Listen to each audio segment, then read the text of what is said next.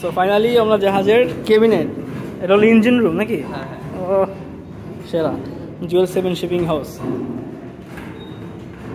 Engine room minimum 3 তলা তুই ওই। আসলে বড় বড় সমুদ্রে জাহাজের এইগুলো দেখতাম, ভিডিওগুলো দেখতাম। হ্যাগো শিপিং তো আরো বড়। এরা আমার বলতো যে আমরা মিনিমাম 5 তলা নিচে, বিশ্বাস হইতো না, কিন্তু এটা দেখে মনে হচ্ছে আসলে সত্যই। কারণ এটা ছোটোখাটো জাহাজ না, তারপরে এত গভীরতা। এটা বড় জাহাজের কি অবস্থা? ওই বড় শিপিংতে তোর মাল নেওয়া। আরে এটা কি ইঞ্জিন?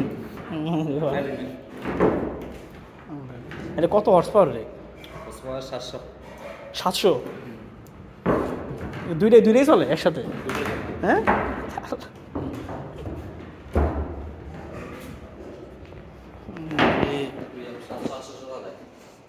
এটা কি একবারে নিচে শেষ তো না? এটা পপুলার। হ্যাঁ, বাপ, এই এলে চললে আমাদের থাকা সম্ভব, কঠিন আওয়াজ।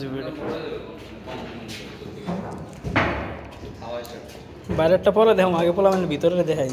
গেস্টিং হাউস যা করছে, এটা সিঁড়ি উপর থেকে নিচে নামার পুরোটাই নিল।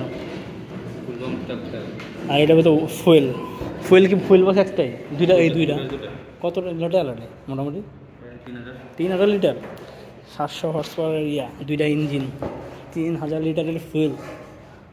দুইটা একটা 3000 করে, দুইটা 6000। এখানে থাকতে হবে মিনিমাম 2 দিন মাল আনলোড করার লেগা।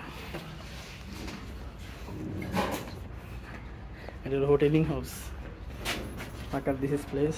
আর এটা হলো পুরোটার ভিতরে 3টার ভিতরে বোম, বড় বড় 3টা সাইট। এটা হলো জেনারেটর সাইট। কি বললো? হাইড্রোইলেকট্রন। এগুলো সব রুম। আচ্ছা, বাইরে